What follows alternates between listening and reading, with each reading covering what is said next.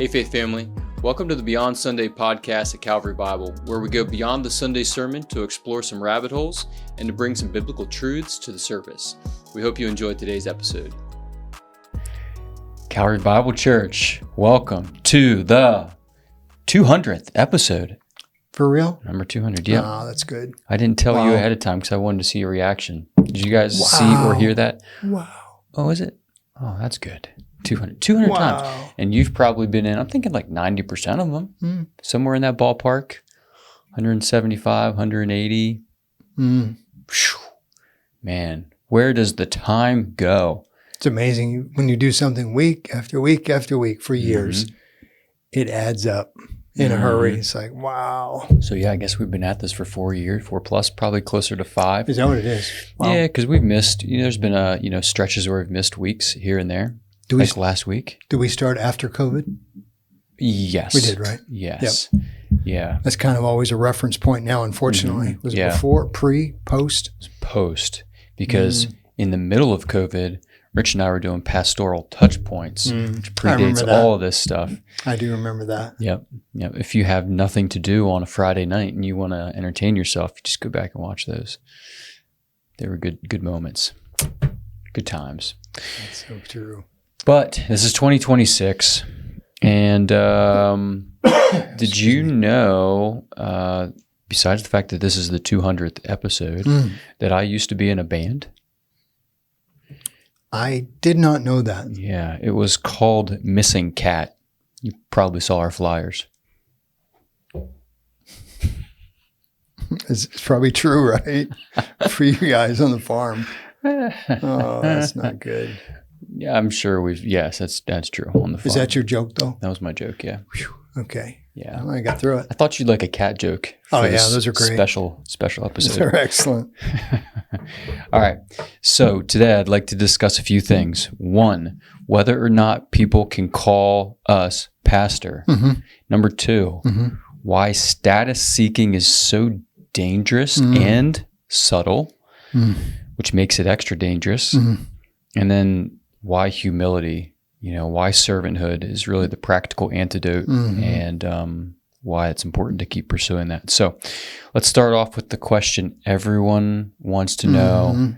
You addressed it, but you did not, I'd say you gave us a definitive answer, but say it again. Can people, should they call you pastor? Can they call you pastor? Are you just Randall now, like your mom calls you? Yeah. She doesn't call you Pastor Randall, does she? No, she calls me a lot of things, but not that. So, what in the world are people supposed to call you or me or Landon? Thanks to, I don't know if it was you, but thanks to you or whoever else that, came up to me afterwards and teased me with the titles and all that kind of stuff. And was coming up with some combined ones, and it was great. But then a dear lady came up to me and she said, I'm sorry, I can't call you Randy or Randall. I've got to call you pastor. And I looked at her, I said, I forgive you. And I had a grin on my face. And I told her, I understand, and that's perfectly fine. Then I said it to another person again who restated that concept to me on Monday as well. And gave the same answer. I did say on Sunday that this is not a matter of Jesus' teaching in this text is not to eliminate respect for us. Let's just say it that way, because you listed 3 of us. Throw everybody else in that mix that's a part of this place, the leaders and all that. So the teaching is not designed to diminish or eliminate respect. So it is not violating this text for someone like the person on Sunday or Monday who is being respectful in their use of the term. That's not what Jesus is teaching against. So, and there'd be ways to justify that. And I know you know all these things, but one of the ways to justify it is just these are things in Scripture. So respect for honoring those who are shepherds, for instance, is biblical as well. So it is appropriate to do that.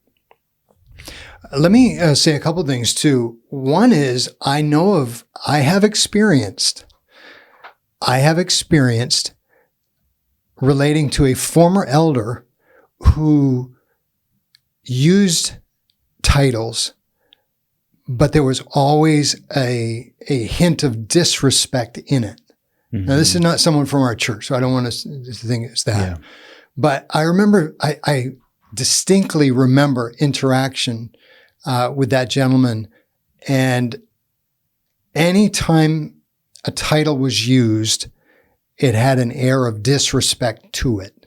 Because... And sadly, just the tone, the conversation, and so sadly, even the examples of interaction with that, the experience of interaction with that individual, just, it was sad so that's one of those cases. And actually, one of the guys that I read fairly regularly for this series said, this teaching by Jesus is not designed to excuse that type of misuse of the titles. In other words, what they were saying is, it's very, very possible for someone to not use the title because of disrespect too. Mm-hmm. So, there's some things that you have to look at with that. So, yes, we can be called by those things because, let me get to verse 8. But you are not to be called this. So for me personally, Beyond Sunday is a time for me to remember that I should not want or expect people to address me with an honorific title, one that feeds my ego. Mm-hmm. That, according to verse 8, is not something, but you are not to. There's a shift from up until verse 7, it's all they. But then when you get to 8, but you are not to be called rabbi. So this is Jesus talking to his disciples primarily and those in the crowd. And he gives the two reasons. But then in verse 9, and call no man these three things. Mm-hmm. So I should not be calling another man, let's say, one of these honorific titles because I am placing them in a authority that is above what they should hold. And so in these cases, right, the three, father, instructor, and rabbi, all of the explanations put us all in a level playing field. And more than that, they elevate Christ alone or God alone to be in those positions. So there's my first attempt at, yes, you can call us that. Just make sure your heart is in the right place with respect to deference, status, putting people up on a pedestal where they don't belong. Yeah. So excuse me. I think getting to the heart of the issue is really the most important thing for us. And so I'll share a little bit of where I've come from and a little bit of my perception on all this. When I was ordained and appointed to this role, I did not like the term pastor. Some of it was because it just sounded weird. I wasn't used to it. Didn't seem befitting in some ways because it's last week I was not, this week I am. And did something happen in there? Yeah. Yes. Yeah. And I've also read this verse before and thought, I don't know. Now, usually when people are calling me that, it's just because of my role and position here at the church. When they throw reverend in, and it's usually out of jest, and good jesting. That's fun. Yeah. And that's fine. That's great. But I think I still have this angst in me where I don't love being called Pastor Jonathan, just personally. But on the flip side of that, what I can't lose sight of is the responsibility that comes with that role. Yeah. So I don't want to neglect the responsibility, even though I'm okay to neglect the title. It would be abdicating my role to not do those things that I'm called to do as a pastor. Yeah. I forget. There's one other thing that was on my mind. I forget. It'll come to you. It will. Maybe. Not anytime soon. So did you say on Sunday, I prefer if people called me Randall? Like, would you actually say that? I did say it. You did. And any time that somebody introduces me, or if they say, "What should I call you?" Yeah. I just say, "Call me Randall or Randy," one or the other. And I always usually add, "That's just to honor my mom who named me." Yeah. That's all. And I do say that. Right. And a lot of times that's not in church roles. It's often in academia. Okay. Yeah. No, because around here, people know me. Yeah. Well, what about in church roles? Because like the history of Calvary Bible Church, and I've heard it, it's like, no, call him Pastor Randy. And I've heard people say that to their kids about me. So is that a cultural thing? Is it a bad cultural thing? Is it just an amoral, neither good nor bad? Yeah, let's do the children thing, because I think their children are not hearing that and making the jump to the heart issue here.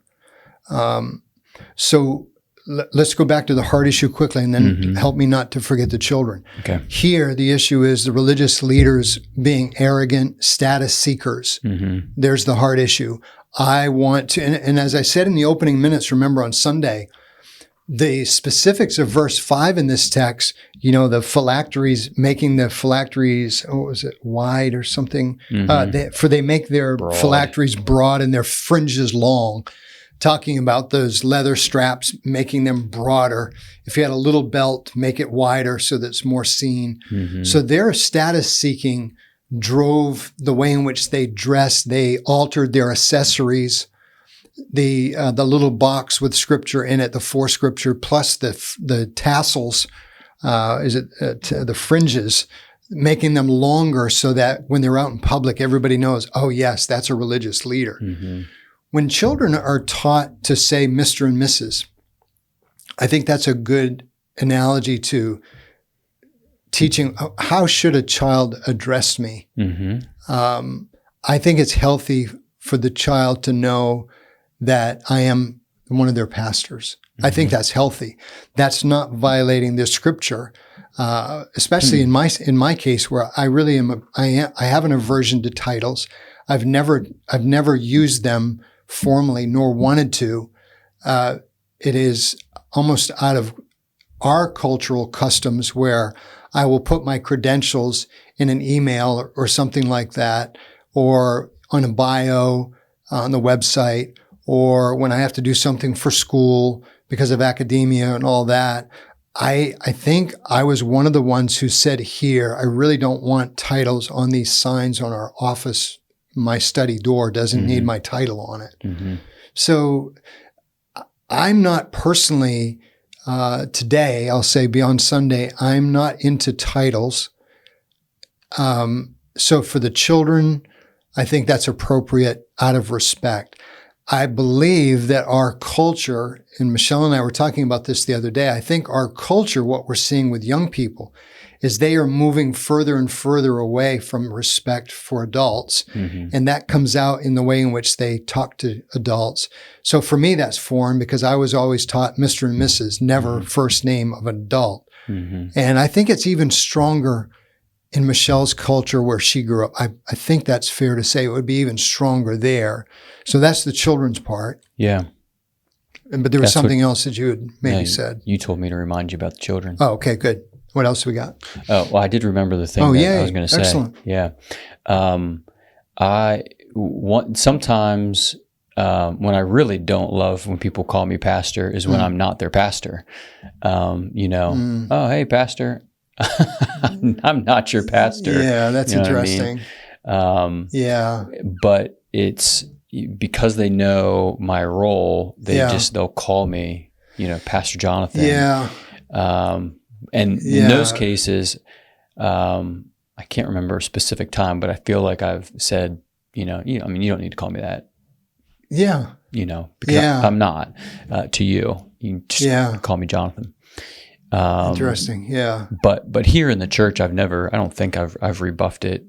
in some ways I've gotten used to it, whether it's cultural or out of respect, and there's some intention behind it, good intention. But I think that the tension that a lot of folks felt was they really don't want to violate this text. Yeah. And so what do we do? Mm-hmm. That type of sincerity, and I'm going to just say it this way, innocence, because that's what it seems. That's different from a person who already has trouble with authority and resonates too quickly with this. So go back to the heart again. Mm-hmm. There's a difference in the way in which people can address you. And I think the key for us is, number one, according to verse 8, I do not want to get caught up in status seeking and link that to, well, just make sure when you introduce me that you get all my degrees or something. You know, sometimes if you're invited to speak at a conference or something, they give you your few minutes introduction. It's like, who in the world was that? It's glowing and they cover every accomplishment that you've ever done. And it's like, whew, I really didn't need all that. I'm really just glad to be here. And I can basically get through Sunday to Sunday. And folks who are part of this church know that and blah, blah, blah. So I don't want to be a part of status seeking with respect to these titles, nor, according to Jesus, the tendency for the disciples were, if you're not careful, you're going to follow these religious leaders' example, and you'll start calling people by these names, and you'll do it in a way that hurts the kingdom. And that's what I don't want to do. I think it's appropriate when there's respect, but I think it's inappropriate when it's feeding egos either direction. I don't think that's what these texts are saying. Actually. Yeah, that's what they're saying. Right. It's We're pretty not clear. far removed from the disciples' mother asking, who's going to sit at the right and left, and who's the greatest in the kingdom, and those kind of questions. Well, that one in particular, because as they're walking, the guys are in one of the Gospels. It's not just the mother. In one of the Gospel accounts, they're asking among themselves this question of prominence and being exalted. And so it's just wrong. Yeah. It's wrong-headed for the kingdom. Yeah. Wrong-headed and wrong-hearted, right? Because that's really where, we've hit it a couple times already. And the core of the issue is what's going on underneath the title or calling someone a title. Yeah. Is it respect because respect is due? I don't think there's anything wrong with that. We could look through the rest of the scriptures and give examples of that happening. King David, for example. Well, there's no other king other than Christ or other than God, so why call him king? So you can make your case for that. But on the flip side, we certainly don't want to fall into the trap of disrespecting or not using a title, not because we're considering them a brother, but we're considering them maybe less than, or we look down on them because of that position, and there's some kind of arrogance. I wondered if that was maybe what was going on in the example you gave early on with the one person who you said in a previous church who was, using the title, but in a disrespectful way. If there's some kind of arrogance underneath that, or a dismissiveness for one reason or another that was behind that. But those heart issues are really, whether we call someone a title or not, or we're being called a title or not, we don't want to fall prey to those heart things. No, and as I was saying in the early minutes of the message, even though the phylactery thing is weird and foreign to us, what is not foreign to us, what is very common to us is, I know what it feels like to want to be felt, to want to be thought of as important, to be noticed, and to be noticed positively. I know what that feels like as a human being.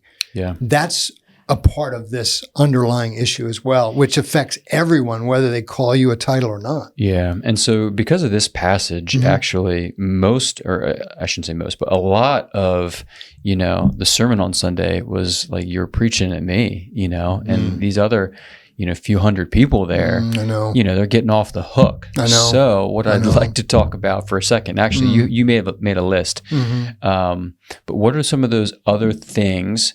Let me see if I thought I had it with me. Don't tell me I forgot. I can remember a few of them though. Okay. Yeah. Go for it. What were some of the things that we need to be looking out for, these status-seeking practices? So one of the ones that we've noticed, one of the ones that I've noticed, and one of the ones that I had to battle early on when I was learning to pray in public was, why am I wording a prayer this way? Why do I want it to sound like this? And I remember wondering, is this because of how it's going to sound and make me look good or bad? Interesting both ways. Is it going to make me look bad or good the way I put this? And then thankfully, just trying to grow into a Christian young man and trying to grow into a Christian minister, thinking, no, prayers are really, really important. I need to word this in a way that's going to hit us all and benefit the next few moments, especially if I'm praying before a service, before a sermon, or if I'm praying in a prayer meeting setting like our Wednesday nights. So that's one of the ways in which you can track what you're doing. If you have to do something in public like that, if you have to answer a question, for instance, in a Bible study, are you nervous because you might look foolish? Or do you want to word it in such a way that you'll look better in the eyes of the people? All of that is the heart underlying issue that drives, a text like this. How does it function for the church? Beyond Sunday is the time for us to stay clear away from the religious leaders' examples, because it's going to receive judgment. So that's some of the ways. How do you pray? How do you respond to a question in public? Something along those lines. We talked about a little bit, and I said you could almost do this every Sunday. How about the use of social media? Whenever you write something on social media, again, what's your purpose? Analyze your motive. Make sure that this is not status seeking. Stuff like that. Yeah. Now, would you say there's a slight differentiation there in that what the Pharisees and scribes would have been after and Jesus was warning them against was more of a religious status, whereas some of these other things are just status in general. So this is like a specific type of status category that these guys were after. And I don't know, was Sunday intended to hit those religious status symbols, or just in general status symbols that we can fall prey to? I can't remember the whole list, and I left some out, but a lot of that list was, in general, just a sense of, I want to look good in the eyes of others. I want others to look at me and know that I am righteous, or think that I am holy. It's sort of that. Yeah. But I can't remember exactly, is it only pointed at that? Right. Because these guys, by the way, the connection, it's an organic relationship between their religion and their society. Like they are so intertwined back then. Yep, that's well put. They're well respected in society because of what they know about the law. Yeah, and maybe that's not always the case for some of our status seeking symbols. Where financial status is not connected to your religious status at all, for the most part. Yep. Whereas for these guys, there would have been a lot more weaving together of that. That's a good point. Yeah. So one of my friends went to India. I think it was India. What's that really big city over there? It's got so much wealth. Like Delhi? No. It wasn't Delhi. Oh, I can't think of it right now. Now I always think of Dubai. Maybe it's it was Dubai. Yeah, that place United Emirates. Is that where that is? I don't know. But Dubai is like. See, I don't care about status because I'm just throwing out how poor of a world geographer I am. Dubai is right in the center of Lancaster County. So in Dubai, financial status, isn't this crazy? The lower your license plate has a number on it, and the lower the number, the more status you have, and you have to pay for it. Oh, that's cool. And people pay millions of dollars. Wow. For what? Wow. They get nothing. Zero. Other than 1. a license plate with like 1 on it or a 3 on it. So, all for status sake. But man, amazing.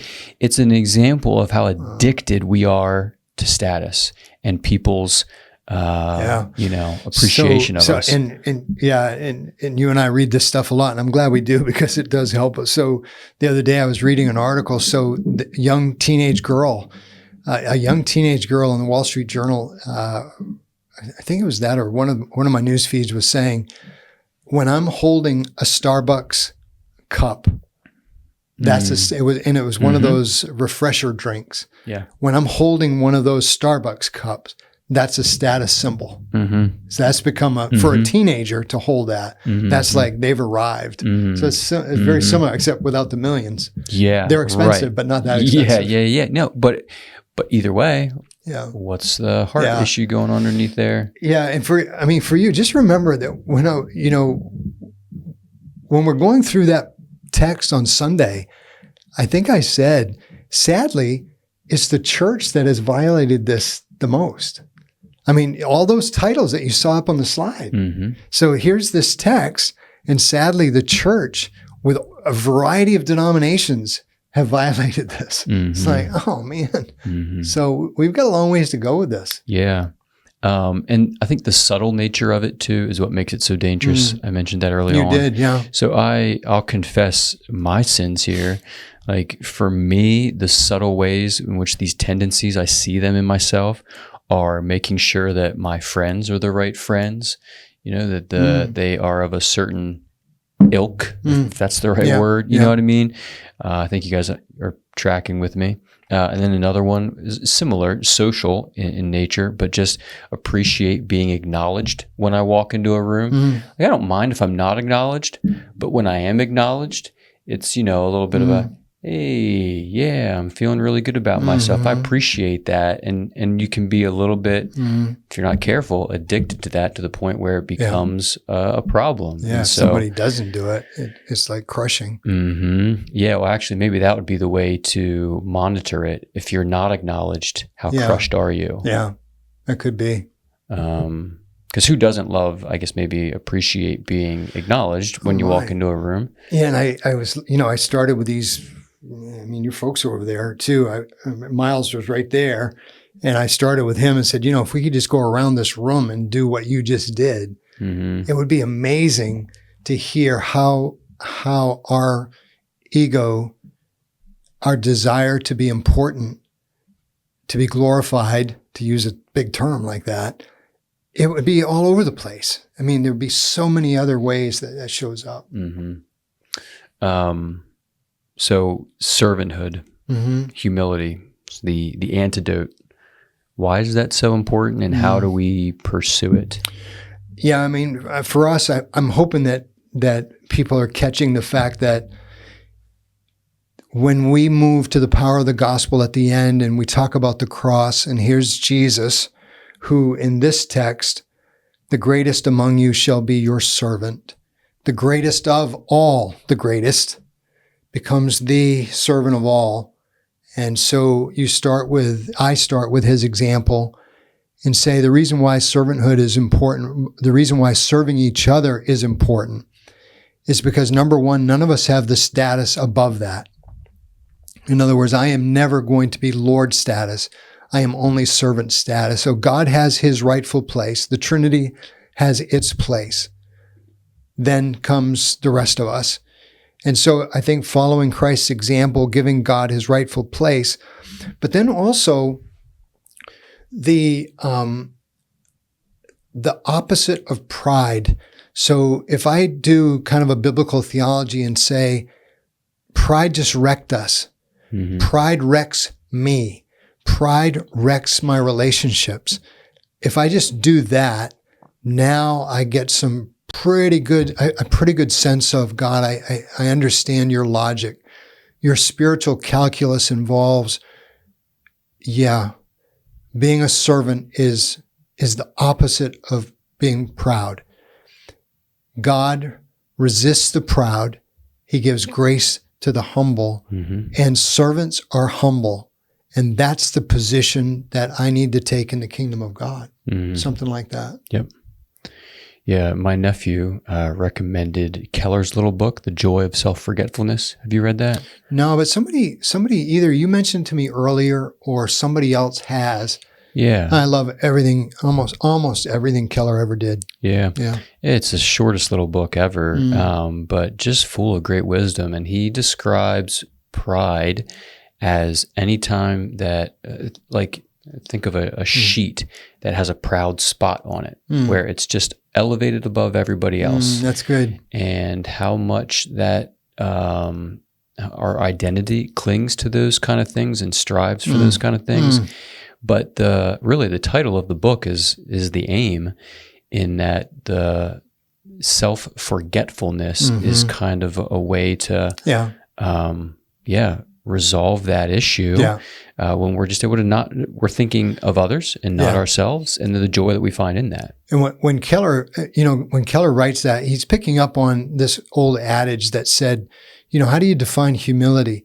Humility is not thinking less of yourself. It's thinking of yourself less. Yeah. There's a big difference. It's not humility for you to put yourself down. It's just that humility is you're just not a part of the equation as much. You're thinking about others. You're thinking about God. You're thinking about others. And so I like what he's done there. I just don't know that little booklet. Yeah. There's a free ebook, so you can get it. Oh, that's cool. Yeah. Free ebook. Maybe one last comment. I was reading, actually audio, listening to, there's a book called The Tale of Three Kings. Kind of catalogs and puts color into the biblical story of from Saul to David and his interaction with Absalom, who's after him. And his comment to one of his first officers as Absalom is after his life. His comment was, again, this is extra biblical, but his comment was, in his position of power, he said, "I desire God's will, not his power." So even when you find yourself in a position of authority, where you have a certain level of power or authority over someone else or people, to not let that get to the point where it changes your heart in a negative, hardened way towards the Lord. Yeah. But that one line I thought was really just to the point. I desire God's will, not his power. That is good. And so that's how a king or someone in authority can still maintain a humble, servant-like posture, because they see themselves, as Paul does throughout the epistles, as a servant. And I think beyond Sunday, of all of the things in this text, which was, so much of it first century ancient practices, but not serving others. Just remember beyond Sunday that one of the ways you put a text like this into practice is just keep asking yourself, where am I taking these opportunities to serve other people in my life? And even that perspective is so helpful. For us, why are we here? We're here to serve other people. We're not here to get to hear their accolades. We're here to serve them. When I enter the classroom soon again, it can't be, what are they going to think of me and all that I know? It has to be, how can I best serve these students? I mean, the whole thing about this is that's something we can do. That's something we are called to do. And as with every other part of the Christian life, it's just one way for me to assess the degree to which I believe the gospel. Is God working in my heart? Am I truly a Christian? It shows in an attitude. Am I self-focused, or am I focused on just trying to be a servant? Whatever I'm responsible for. We're just doing what he's given us to do. Yeah, well said. Well said. Okay, I'm out. That's it? Chamber's empty. Yeah. Do you have anything else for the good of the order? Yeah, but do you know why the rabbit was having a bad day? Look at this guy. Why was the rabbit having a bad day? Yeah. Why was he so depressed? Now he's depressed? I don't know. Why? Because it was a bad hair day. Oh. How do you like that? Huh? You weren't expecting that, were you? No. But thank you. Don't get used to that, though. Okay, I won't. No. No expectations. All right, Faith family, thank you for listening in. Hope that's helpful for you. Put these things into practice with us beyond Sunday. We always appreciate your questions. If you're not sure where to send them to podcast@cbcmj.com, which we've said now 200 times. That's great. Yeah. Wow. So sincerely, we do appreciate those questions, and we look forward to engaging with them. So thanks for that. Lord willing, we'll see you on Sunday. Thanks again for joining us on today's episode. And remember, our Sunday sermons are meant to lead us to a life of worship beyond Sunday.